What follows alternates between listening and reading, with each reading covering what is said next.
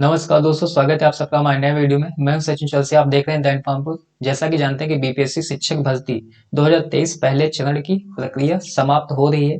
कहने का मतलब यह है कि रिजल्ट जारी किया जा चुका है और काउंसलिंग भी शुरू की जा चुकी है।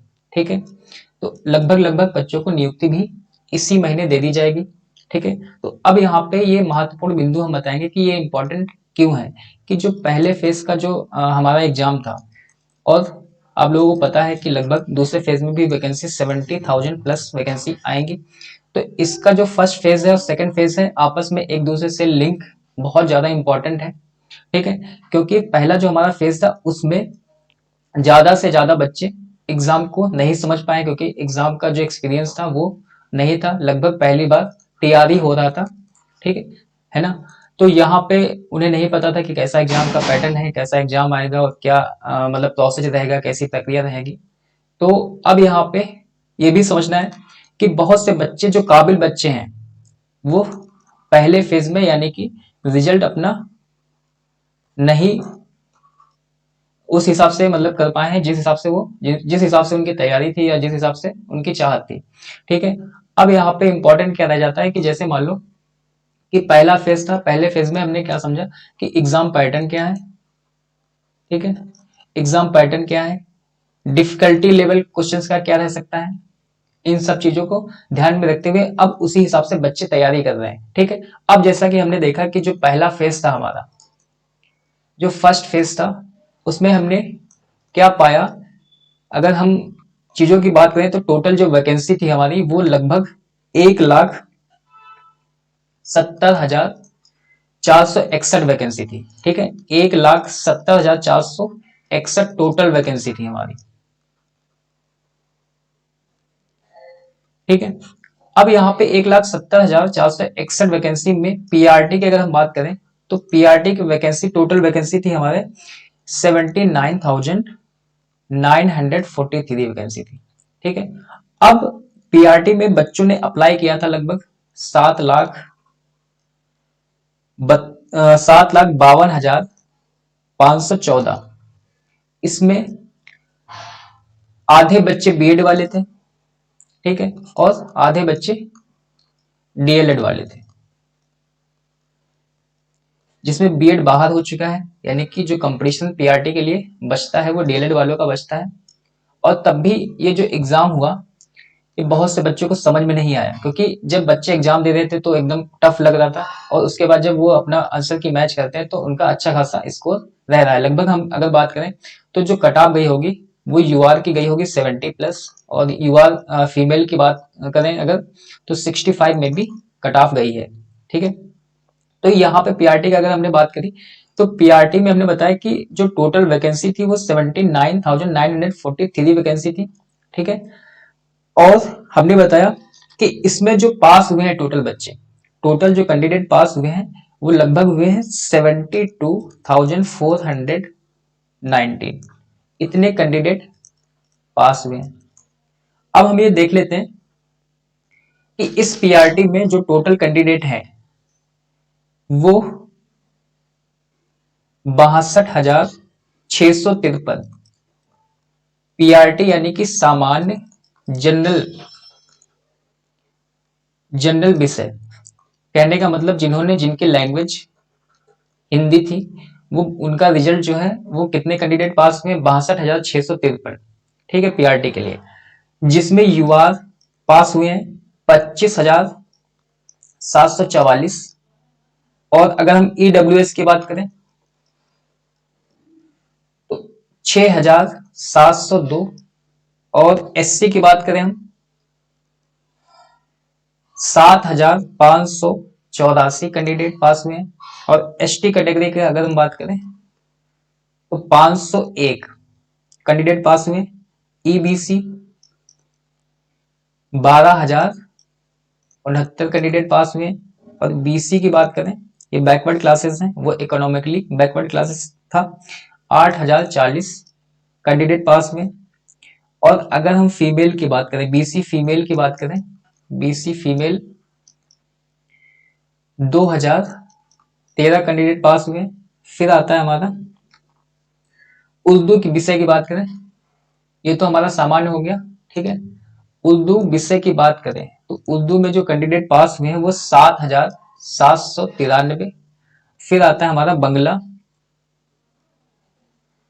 बंगला विषय की बात करें तो 1,969 कैंडिडेट पास हुए हैं, ठीक है। तो टोटल जो रिजल्ट आया है वो 72,419 कैंडिडेट पास होते हैं पीआरटी में, ठीक। तो लगभग अगर हम पीआरटी की बात करें तो लगभग 6 से 7 हजार सीटें खाली रह जाती हैं, ठीक है। अब यहाँ पे अगर हम देखें कि जो पीआरटी के कैंडिडेट हैं, यहाँ पे जो सीटें खाली होंगी वो यूआर की सीटें नहीं खाली हैं, वो जैसे मान लो दिव्यांग हो गए या अन्य कैटेगरी की सीटें खाली हैं, क्योंकि जो अन्य कैटेगरी से अगर ज्यादा से ज्यादा नंबर ला रहे हैं तो उनको सीटें जो फिल की गई है वो यूआर कैटेगरी से फिल करी गई है, ठीक है। ये तो बात हो गई पीआरटी के लिए। तो पीआरटी के लिए हमने बताया कि यहाँ पे 6 से 7 हजार सीटें लगभग खाली हो गई हैं। फिर आता है हमारा टीजीटी यानी कि 9-10th। TGT 9 to 10th level के जो टीचर थे उनके लिए जो टोटल वैकेंसी थी वो टोटल वैकेंसी थी 32,916 वैकेंसी थी, जिसमें अप्लाई किया था 65,909 लोगों ने। 65,909 लोगों ने अप्लाई किया था, ठीक है। अब इसमें पास कितने कैंडिडेट होते हैं? तो पास होते हैं 26,204 कैंडिडेट, इतने पास होते हैं। तो इसमें ही लगभग जो सीटें खाली रह जाती हैं 6 से 7 हजार सीटें इसमें भी खाली रह जाती हैं। फिर आता है हमारा 11th-12th की अगर हम बात करें, 11th-12th यानी कि पीजीटी।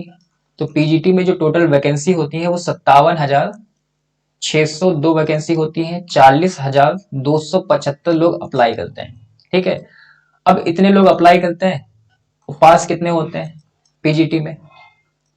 तो पास होते हैं 23,701 लोग। तो इसमें लगभग जो सीटें खाली हुई वो 24,000 नहीं 34,000, कितनी खाली रह जाती है? लगभग 34,000 सीटें खाली रह जाती हैं, ठीक है। तो ये समझो कि 34,000 ये और 6 से 7 हजार टीजीटी की वैकेंसी खाली रहती है और पीआरटी की वैकेंसी लगभग खाली रहती है 6 से 7 हजार मान लो। तो 24, 6, 30, 40, 46। तो तकरीबन अगर हम बात करें तो जो टोटल वैकेंसी खाली रह जाती है वो 48,137। अभी जो रिजल्ट आया है उसके अकॉर्डिंग इतनी सीटें खाली रह जाती हैं, ठीक है। और अगर 6 to 8 की अगर हम बात करें, 6 to 8 की अगर हम बात करें 70,000 वैकेंसी इन्होंने बोला है देने के लिए, और इसमें 48 और ऐड कर दें तो लगभग हम मान सकते हैं कि 1,20,000 के करीब वैकेंसी आनी चाहिए, ठीक है। तो यहाँ पे जो रिजल्ट रहा पहले फेज का वो 93% रहा, ठीक है, 93% रहा पास। अब हम बात करें अगर दूसरे चरण की, तो दूसरे चरण में आता है कि माध्यमिक यानी कि 6 to 8 जो सीटें होती हैं वो 31,982। अभी तक यही सूचना मिली है कि 31,982 सीटें 6 to 8 के लिए हैं। और 9 to 10th टीजीटी के लिए जो टोटल वैकेंसी है वो 18,880 है। और 11th-12th की अगर हम बात करें तो 18,830 वैकेंसी है, ठीक।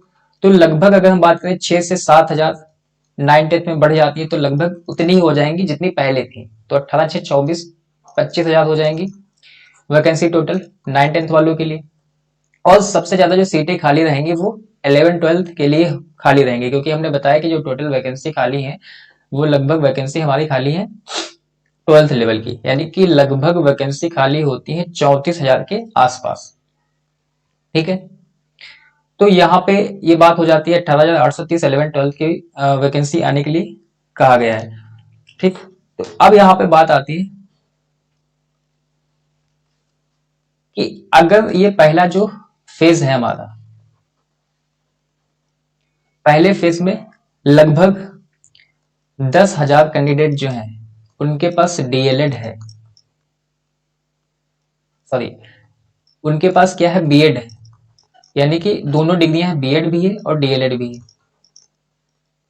ठीक है, अब ये जो बीएड और डीएलएड वाले हैं, ये हर वैकेंसी में, हर वैकेंसी यानी कि 9th to 10th वाले में भी है, तो इनको प्राइमरी में शामिल किया गया है।